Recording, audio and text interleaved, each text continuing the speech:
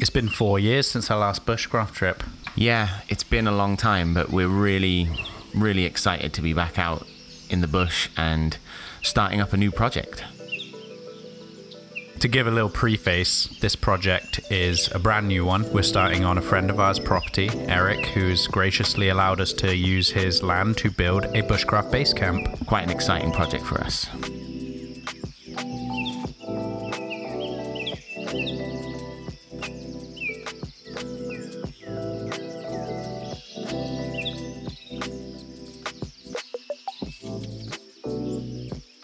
Day one of this project is all about clearing ground. Obviously, we scouted out the property and found a suitable location where there was a nice clearing.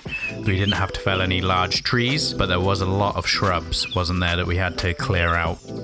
Yeah, a ton of undergrowth needed to be removed. We also bushwhacked a trail from the top of the property down to this location that we've decided to make the full camp in.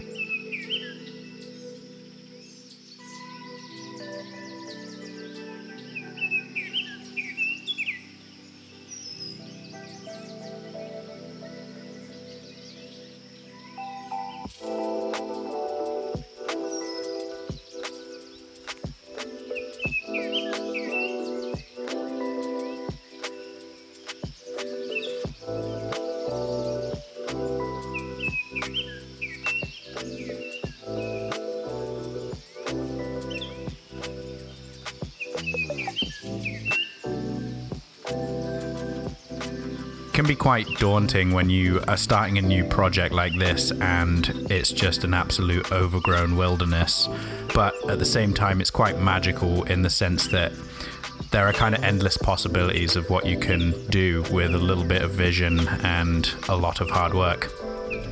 Yeah, it really was quite tough, but we just embraced it. The sun was shining. I mean, the mozzies are out, which was always a bit of a pain, but that's how it is here in the summer, and you just have to get on with it. But we got a lot done, and we were really happy with the progress we made.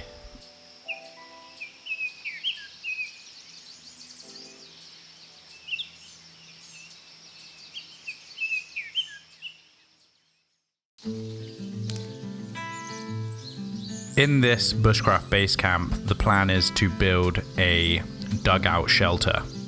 So when we were scouting for a location, we were really looking for an area that had a flat piece of ground that we could have a group sort of fire pit area, and also a slight incline that we could build our dugout shelter into.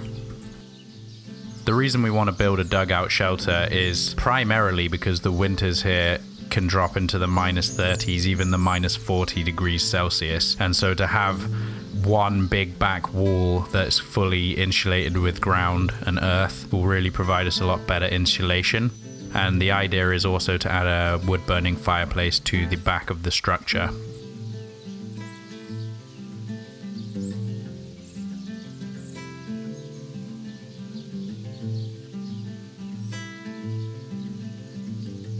So I'm making some stakes in order for us to pound them into the ground and mark out the basic footprint of what we want to eventually dig out of the hillside. We want enough room for 2 beds, one either side, with a sort of alleyway down the middle, with the fireplace centered, and enough space for 2 small sort of end tables at the foot of each bed. We have a pretty good idea of how we want the shelter to turn out, but we are also aware that it will organically change as we find different materials and figure out how things need to be done in order to make it work in this particular location.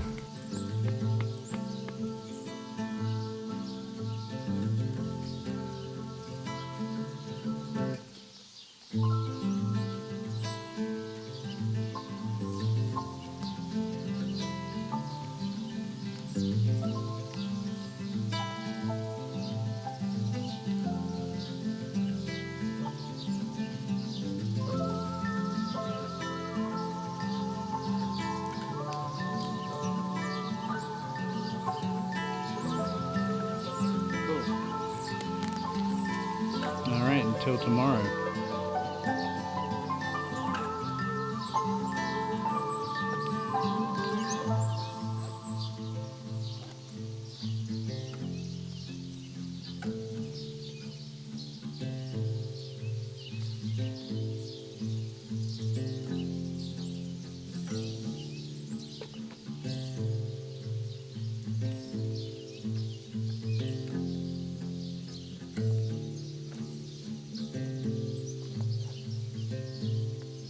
That's it for this episode, guys. Thanks for tuning in if you did, and we'll see you next time.